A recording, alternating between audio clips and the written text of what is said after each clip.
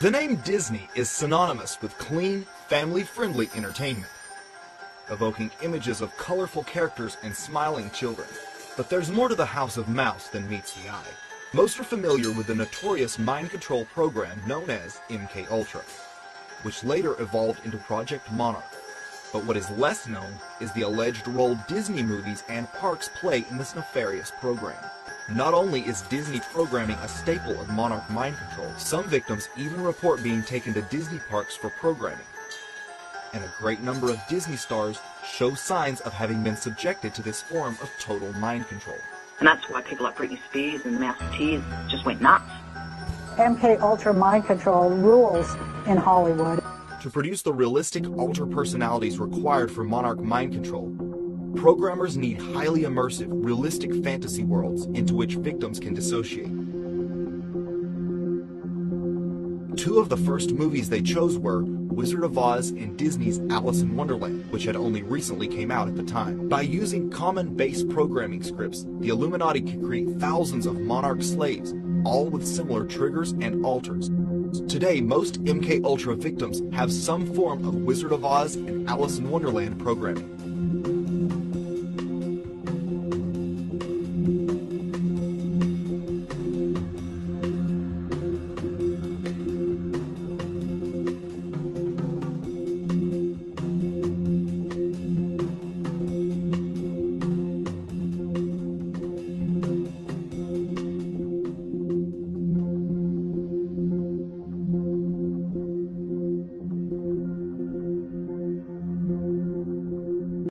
Disney's relationship with the government dates back to World War II, when the company was incorporated into the U.S. war machine, producing instructional videos and propaganda cartoons. Donald Duck starred in government-sponsored short films where he lambasted Hitler and the Nazis.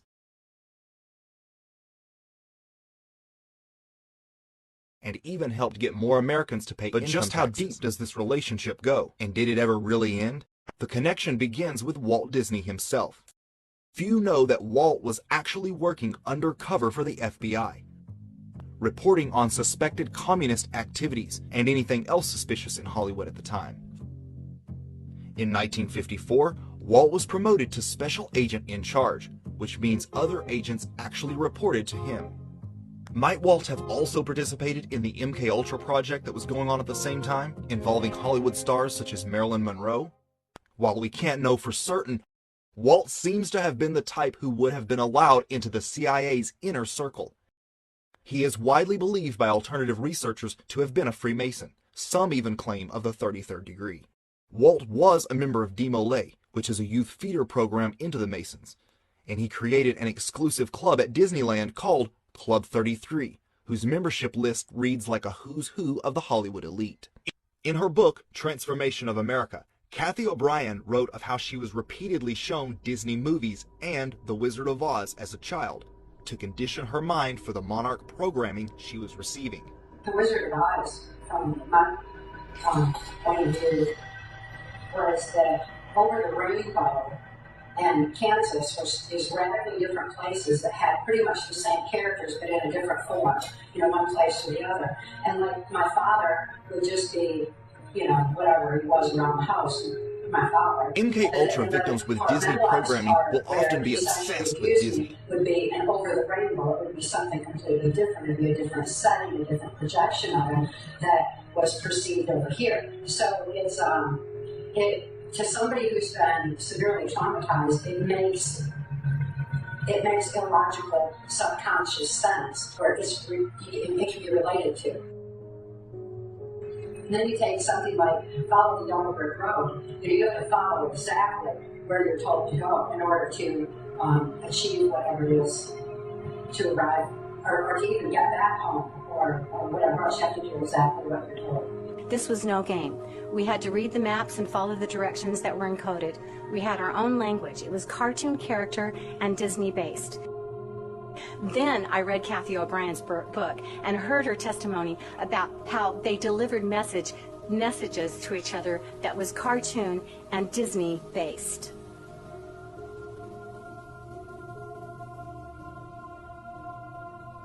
Because look at this. Can you see this? Can you see this?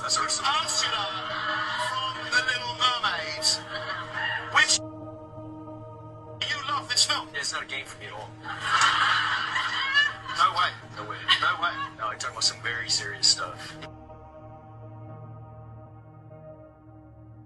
Just like Marilyn Monroe, most if not all Playboy bunnies are MKUltra sex kittens. This is especially true with former reality star Holly Madison.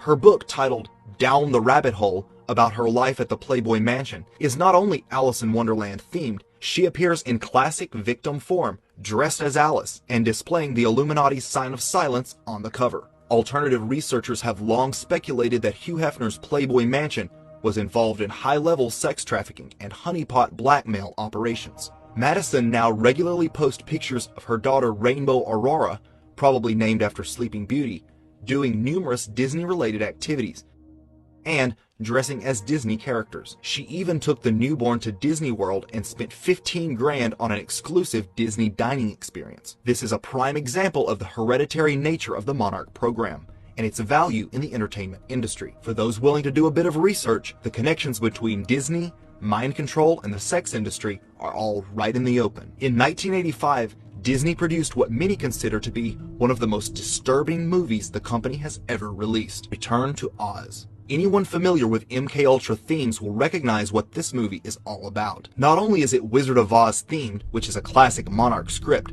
but it depicts the main character being electroshocked in a dingy mental asylum. Rather than colorful lollipops and munchkins, this film is set in a dark mental institute, and many of the scenes are terrifying to children. Return to Oz is all about a young girl being taken in to a psychiatric institute to be traumatized and programmed. It isn't difficult to see how films such as these are used as an MKUltra programming tool. Peter Pan is another Disney film commonly reported by victims to be used as a Monarch programming script. Recall Michael Jackson's affinity for all things Peter Pan.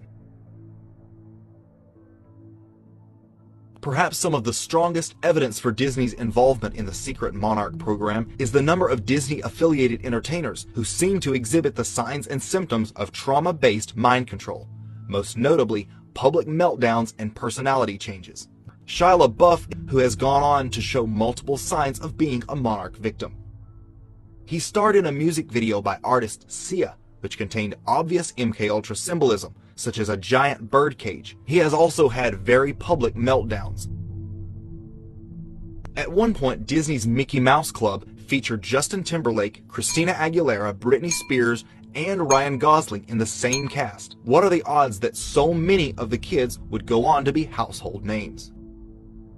Victims programmed with Disney mind control often wear Mickey Mouse ears to signify their programming. Notice the shattered glass on the album cover of former Disney star Nick Jonas. Miley Cyrus is another Disney star who frequently displays mind control symbolism. Here she is in a bird cage, which is one of the most classic symbols used to identify members of the Monarch program. Disney is notorious for creating a hypersexualized image around its teen stars. Miley went on to shock the world with her lewd performance with Robin Thicke, who was wearing a classic MK Handler black and white outfit. Joe Jonas has spoken out about what it is really like to work for the Disney Corporation and describes them as, quote, controlling puppet masters. Disney's theme parks also play heavily into the MKUltra conspiracy. Author Fritz Springmeier claims an enormous amount of programming takes place at Disneyland and World. Victims themselves, such as Kathy O'Brien, have reported being taken to Disney parks for programming. In fact, in her book Access Denied, she describes Disney World as an epicenter of MKUltra programming. The highly detailed, immersive rides create the perfect environment to make the alternate worlds of their programming come alive for the victim.